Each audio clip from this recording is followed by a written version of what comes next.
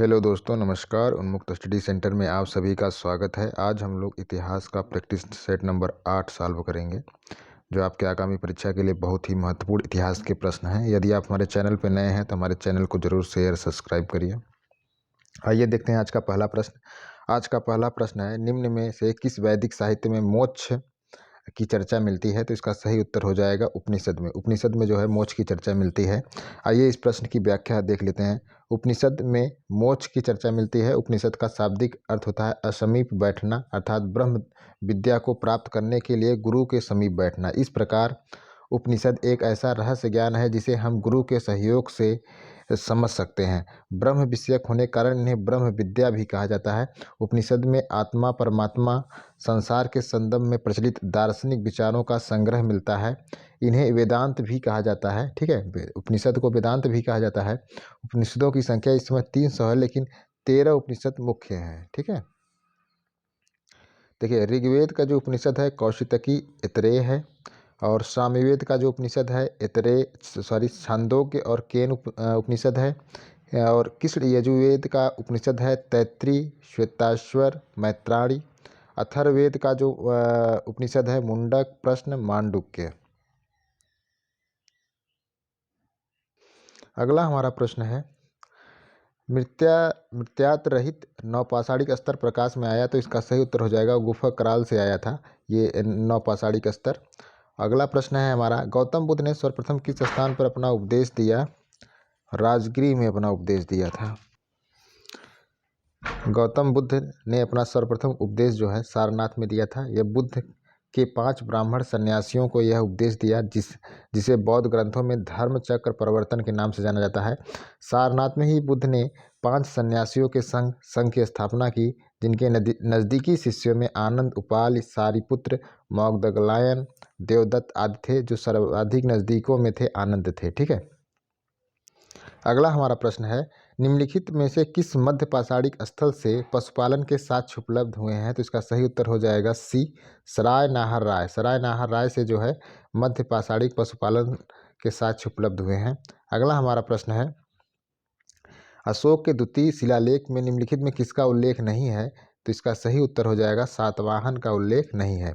इस प्रश्न की व्याख्या देख लेते हैं। अशोक के दूसरे शिलालेख में वर्णित है कि सभी मनुष्यों और पशुओं के लिए अलग अलग चिकित्सा की व्यवस्था कराई गई। दक्षिणी सीमा पर स्थित तमिल राज्यों चोल, पांड्य, सतीपुत्र, केरल पुत्र, ताम्रपाणी अर्थात श्रीलंका में भी अपने अपने धर्म प्रचारक भेजे थे। अगला प्रश्न है हमारा, विदेशी राजा जिसने समुद्रगुप्त के अनुरोध किया था कि उसे भारत में बौद्ध विहार बनाने की अनुमति दी जाए? तो इसका सही उत्तर हो जाएगा मेघवर्मन। मेघवर्मन जो था वह समुद्रगुप्त से अनुरोध किया था कि भारत में बौद्ध विहार बनाने की अनुमति दी जाए। इस प्रश्न की व्याख्या देख लेते हैं। समुद्रगुप्त का समकालीन लंका नरेश मेघवर्मन था। चीनी स्रोतों से पता चलता है कि उसने समुद्रगुप्त के पास उपहारों सहित एक दूत मंडल भेजा था। गुप्त नरेश की आज्ञा से उसने बौद्ध वृक्ष के उत्तर में लंका के बौद्ध भिक्षुओं के लिए एक भव्य विहार बनवाया था। अगला हमारा प्रश्न है, किसका कथन है कि काबुल से लौटने के बाद अकबर एक नए धर्म का संस्थापक एवं प्रधान बन गया? तो इसका सही उत्तर हो जाएगा फादर डेनियल बार्तोली का यह कथन है। आगे बढ़ते हैं। अगला हमारा प्रश्न है, निम्नलिखित में किसने मुगल सेना में सबसे अधिक राजपूत और मराठा सेनापतियों को रखा था? तो इसका सही उत्तर हो जाएगा औरंगजेब। औरंगजेब ने जो थे वह मुगल सेना में जो है सबसे अधिक मराठा और राजपूत सेनापतियों को रखा था। अगला हमारा प्रश्न है, सूची 1 को सूची 2 से मिलाना है। इधर एक रचनाकार का नाम है, इधर रचना है। ठीक है, देखिए हसन निजामी ने जो लिखा है ताजुल मासिल लिखा था। ख्वांदा मीर ने लिखा है वह हिमायूंनामा लिखा था। मोहम्मद काजिम ने जो लिखा है वह आपका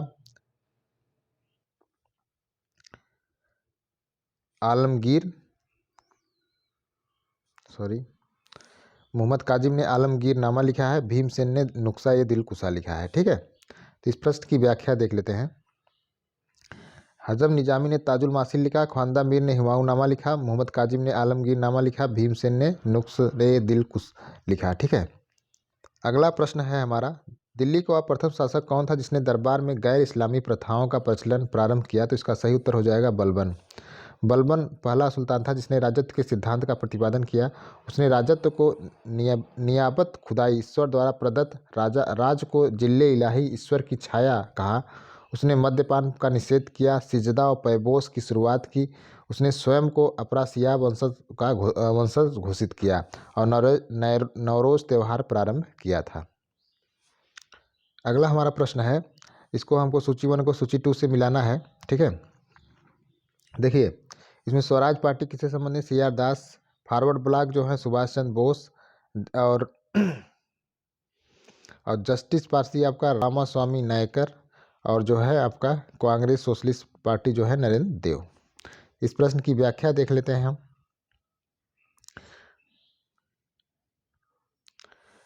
कांग्रेस सोशलिस्ट पार्टी नरेंद्र देव, स्वराज पार्टी CR दास मोतीलाल नेहरू 1922 में किया गया था इसका गठन। फॉरवर्ड ब्लॉक सुभाष चंद्र बोस ने किया था। जस्टिस पार्टी रामास्वामी नायर ने किया था। अगला प्रश्न है हमारा, निम्नलिखित में किसने महाराष्ट्र का सुकरात कहा जाता है, तो इसका सही उत्तर हो जाएगा MG नारायण, सॉरी यहाँ गलत हो गया है, MG रानाडे को जो है महाराष्ट्र का सुकरात कहा जाता है। उन्होंने 1870 ईस्वी में पूना सार्वजनिक सभा की स्थापना की, जिसका प्रमुख उद्देश्य जनता में राजनीतिक चेतना का जागरण करना, महाराष्ट्र में समाज में सुधार करना था। अगला हमारा प्रश्न है, किसका कथन है कि विदेशी कपड़ों को जलाना निष्ठुर बर्बादी है, इसका सही उत्तर हो जाएगा D रविन्द्रनाथ टैगोर ने यह कथन कहा था कि विदेशी कपड़ों को जलाना एक निष्ठुर बर्बादी है।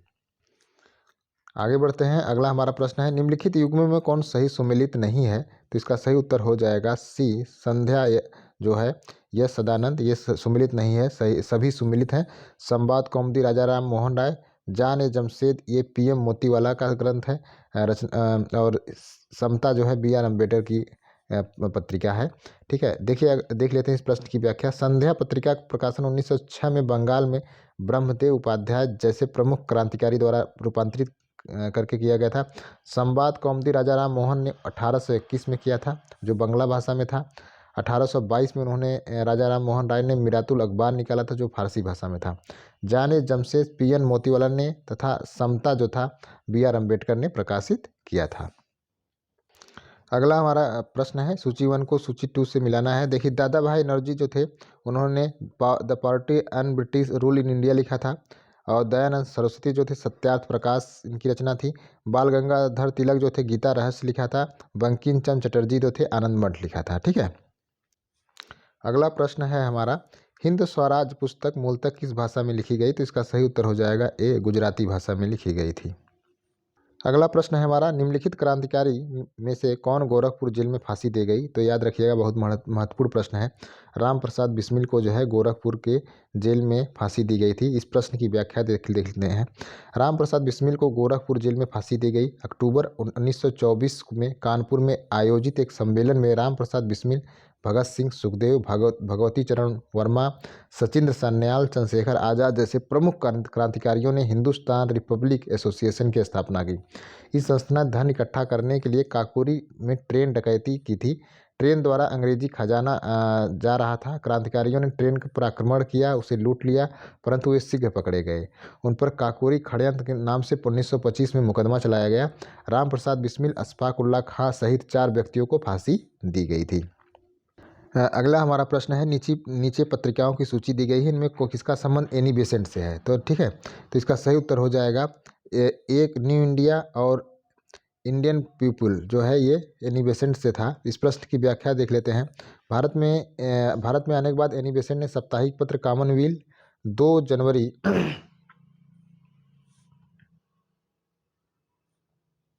सॉरी ये कॉमनवेल्थ होगा, ठीक है, गलत है, हम लगाता दिया। दैनिक पत्र न्यू इंडिया जो है 14 जुलाई 1914 को प्रकाशन प्रारंभ किया था। इन पत्रों द्वारा एनी बेसेंट ने भारतीयों में स्वतंत्रता राजनीतिक भावना को जागृत किया। अगला प्रश्न है हमारा, वानर सेना और मंजरी सेना का संबंध है, तो इसका सही उत्तर हो जाएगा असहयोग आंदोलन। असहयोग आंदोलन जो है वह वानर सेना और मंजरी सेना से संबंधित है। अगला प्रश्न है हमारा, निम्नलिखित में कौन सा कथन रंपा विद्रोह के विषय में असत्य है, तो इसका सही उत्तर हो जाएगा C इसमें दबाने में अंग्रेजों को सेना का सहारा नहीं लेना पड़ा था। ये गलत है, क्योंकि अंग्रेजों की सेना का सहारा लेना पड़ा था। इस प्रश्न की व्याख्या देख लेते हैं। रंपा विद्रोह को दबाने के लिए अंग्रेजों को सेना का सहारा लेना पड़ा था। आंध्र प्रदेश के सीताराम राजू के नेतृत्व में औपनिवेशिक शासन के विरुद्ध एक विद्रोह हुआ। 1879 से लेकर 1920-22 तक छुटपुट ढंग से चलता रहा ये। अगला हमारा प्रश्न है, भारत छोड़ो आंदोलन का तुरंत देखिए कथन और कारण है, भारत छोड़ो आंदोलन का तुरंत कोई परिणाम नहीं निकला, इसे भारतीय साम्यवादी दल मुस्लिम लीग का समर्थन प्राप्त नहीं था। तो इसका सही उत्तर हो जाएगा ए यार दोनों सही है, एक ही सही व्याख्या है। इस प्रश्न की व्याख्या देख लेते हैं। क्रिप्स मिशन की असफलता ने भारतीय नेताओं में दुख के अतिरिक्त क्षोभ उत्पन्न कर दिया। महात्मा गांधी के नेतृत्व में अहिंसक परंतु व्यापक जन आंदोलन भारत छोड़ो आंदोलन 8 अगस्त 1942 को रात्रि में शुरू किया गया। इसमें महात्मा गांधी ने करो या मरो का नारा दिया। ब्रिटिश सरकार ने गांधी जी समेत प्रमुख नेताओं को 9 अगस्त 1942 को गिरफ्तार कर लिया। सरकार के इस बुद्धिहीन कार्य का परिणाम भयंकर हुआ और नेतृत्व विहीन जनता बिना किसी संगठन के अपना असंतोष विभिन्न तरीके से व्यक्त करने लगी, जिसमें हिंसा और सार्वजनिक संपत्ति का नुकसान शामिल था। इसके प्रथम चरण 9 अगस्त से 15 तक में आंदोलन मुख्यतः शहरों में केंद्रित था, परंतु द्वितीय चरण में 15 अगस्त से 30 सितंबर में आंदोलन देश के अधिकांश भागों में फैल गया। इसके तहत शहर से भारी संख्या में आंदोलनकारी छात्रों में ग्रामीण किसानों मजदूरों के नेतृत्व प्रदान करने के लिए गांव की ओर प्रस्थान किए। कई स्थानों पर संचार संदेश वाहन के साधनों को नष्ट भ्रष्ट कर दिया गया। आंदोलन के तृतीय चरण में अक्टूबर से दिसंबर में जयप्रकाश नारायण, सुभाष चंद्र बोस, अरोड़ा आसफ अली, नरेंद्र देव जैसे क्रांतिकारियों नेताओं ने भूमिगत संघर्ष प्रारंभ किया, परंतु शीघ्र ही उनका दमन कर दिया गया। इस प्रकार भारत छोड़ो आंदोलन तुरंत कोई परिणाम नहीं निकला। इस आंदोलन में भारतीय साम्यवादी दल, मुस्लिम लीग, हिंदू महासभा, भीमराव अम्बेडकर ने भाग नहीं लिया था। अगला हमारा प्रश्न है, होम रूल आंदोलन का मुख्य उद्देश्य क्या था? तो इसका सही उत्तर हो जाएगा भारत में ब्रिटिश साम्राज्य के अंदर स्वशासन प्राप्त करना। होम रूल, इसका प्रश्न की व्याख्या देख लेते हैं। होम रूल आंदोलन का मुख्य उद्देश्य ब्रिटिश साम्राज्य में अधीन रहते हुए संवैधानिक तरीके से स्वशासन को प्राप्त किया जाए। आंदोलन के प्रमुख नेता बाल गंगाधर तिलक, श्रीमती एनी बेसेंट तिलक ने स्वशासन के प्राप्ति हेतु 8 अप्रैल 1916 को बेलगांव में होम रूल की स्थापना की। और इनके द्वारा स्थापित लीग भी का प्रभाव जो था कर्नाटक, महाराष्ट्र, मध्य प्रदेश और बरार में फैला हुआ था। 20 अगस्त 1917 को ब्रिटिश संसद में इस आशय का एक प्रस्ताव पारित किया गया, जिसमें भारत को उत्तरदायी शासन प्रदान करने की बात की गई और परिणाम स्वरूप एनी बेसेंट ने 20 अगस्त 1917 को होम रूल लीग को समाप्त करने की घोषणा की। अगला हमारा प्रश्न है, द्वैध शासन प्रणाली भारत में कार्यान्वित हुई। तो इसका सही उत्तर हो जाएगा 1921 से 1937 तक। इस प्रश्न की व्याख्या देख लेते हैं। भारत सरकार अधिनियम 1919 को मॉन्टेग्यू चेम्सफोर्ड सुधार कानून के तहत प्रांतों में सर्वप्रथम द्वैध शासन व्यवस्था लागू की गई। यह व्यवस्था 1921 से 1937 तक कार्यरत रही। पुनः भारत सरकार अधिनियम 1935 के तहत द्वैध शासन व्यवस्था प्रांतों में समाप्त कर दी गई और केंद्र में लागू कर दी गई। द्वैध शासन व्यवस्था के तहत प्रांतीय विषयों को 2 श्रेणी में विभाजित किया गया, रक्षित विषय और हस्तांतरित विषय। रक्षित विषयों का प्रशासन प्रांतीय गवर्नर अपनी कार्यकारिणी के मनोनीत सदस्यों की सहायता से करता था। ये सदस्य विधानमंडल के प्रति उत्तरदायी नहीं थे। रक्षित विषयों में सूची में वित्त, राजस्व, न्याय, पुलिस, समाचार पत्र, सिंचाई, जलमार्ग, खान, बिजली, कल कारखाने, सार्वजनिक सेवाएं इत्यादि विभागों को रखा गया था। हस्तांतरित विषयों में सूची में शिक्षा, पुस्तकालय, संग्रहालय, स्थानीय स्वशासन, स्वास्थ्य, चिकित्सा, कृषि, सहकारिता, पशुपालन, सार्वजनिक निर्माण विभाग, मापतौल, आबकारी, दान इत्यादि विभाग को सम्मिलित किया गया था। इन विषयों में संबंधित प्रशासन की जिम्मेदारी प्रांतीय विधानसभाओं के निर्वाचित सदस्यों में से नियुक्त मंत्रियों को दी गई थी। अपने कार्यों के लिए मंत्री विधानसभा के प्रति उत्तरदायी था। अगला हमारा प्रश्न है, महात्मा गांधी के चंपारण सत्याग्रह में भाग लेने वाले सम्मिलित थे। तो इसका सही उत्तर सी हो जाएगा। राजेंद्र प्रसाद और अनुग्रह नारायण सिन्हा जो थे, ये महात्मा गांधी के चंपारण सत्याग्रह में भाग लेने वालों में सम्मिलित थे। अगला प्रश्न है, national liberation federation of India किस प्रकार अस्तित्व में आया? तो इसका सही उत्तर हो जाएगा बी, कांग्रेस में नरमपंथियों तथा उग्रवादियों में मतभेद के कारण। ठीक है। अगला हमारा प्रश्न है, उन कांग्रेस अध्यक्षों के नाम बताइए जिन्होंने गांधी जी के अनुयायियों जो कांग्रेस में बहुमत में थे के विरोध और सहयोग के कारण पद त्याग करना पड़ा था। तो इसका सही उत्तर हो जाएगा 1-3 चित्तरंजन दास और सुभाष चंद्र बोस को जो है इनके विरोध के कारण अपने पद को त्याग करना पड़ा था। इस प्रश्न की व्याख्या देख लेते हैं। चित्तरंजन दास और सुभाष चंद्र बोस 2 कांग्रेस अध्यक्ष ऐसे थे जिन्होंने गांधी जी के अनुयायियों के विरोध और असहयोग के कारण पद त्याग करना पड़ा था। 1938 में कांग्रेस के हरिपुरा अधिवेशन में सुभाष चंद्र बोस को अध्यक्ष बनाया गया। दूसरी बार 1939 में त्रिपुरी कांग्रेस में गांधी जी के विरोध के बाद भी अध्यक्ष पद के लिए चुन लिया गया। सुभाष चंद्र बोस ने पट्टाभी सीतारामैया को पराजित किया। पराजय के बाद गांधी जी ने कहा कि पट्टाभ की हार मेरी हार है।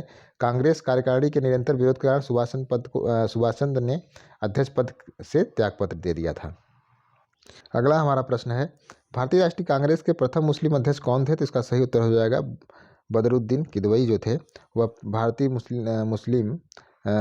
राष्ट्रीय कांग्रेस के प्रथम मुस्लिम अध्यक्ष थे।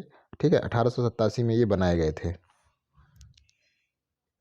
हमारा अंतिम प्रश्न है, 1857 के विद्रोह के बारे में सर्वप्रथम इसे भारत की स्वतंत्रता की पहली लड़ाई किसने कहा था? तो इसका सही उत्तर हो जाएगा बी.डी. सावरकर ने कहा था। इस प्रश्न की व्याख्या देख लेते हैं। 1857 के विद्रोह के बारे में सर्वप्रथम भारत की स्वतंत्रता की पहली लड़ाई बी.डी. सावरकर ने कहा था। आर.सी. मजूमदार के अनुसार 1857 का जो विद्रोह है, सॉरी ये गलत लिखा गया है, स्वतंत्रता संग्राम नहीं था। 1857 के विद्रोह के संदर्भ में विभिन्न विद्वानों ने विभिन्न मत व्यक्त किए, जो निम्नलिखित है। जैसे आपके सर जॉन सिली ने कहा यह पूर्णतः देशभक्ति रहित और स्वार्थी सैनिक विद्रोह था। L.E.R. रईस ने कहा यह धर्मांधों का ईसाइयों के विरुद्ध युद्ध था। T.R. होम्स ने कहा बर्बरता और सभ्यता के बीच युद्ध था। सर जेम्स आउटरम ने कहा हिंदू मुस्लिम षड्यंत्र का परिणाम था। बेंजामिन डिज़रायली ने कहा यह एक राष्ट्रीय विद्रोह था। अशोक मेहता ने कहा 1857 के विद्रोह का स्वरूप राष्ट्रीय था। बी.डी. सावरकर ने यह विद्रोह सुनियोजित स्वतंत्रता संग्राम था। डॉक्टर सेन डॉक्टर चौधरी ने कहा यह विद्रोह स्वतंत्रता संग्राम था। आर.सी. मजूमदार ने कहा यह सुनियोजित विद्रोह नहीं था। दोस्तों आज का ये हमारा प्रैक्टिस सेट कैसा लगा आप कमेंट करके जरूर बताइएगा। चैनल को शेयर सब्सक्राइब करना मत भूलिएगा। Thank you.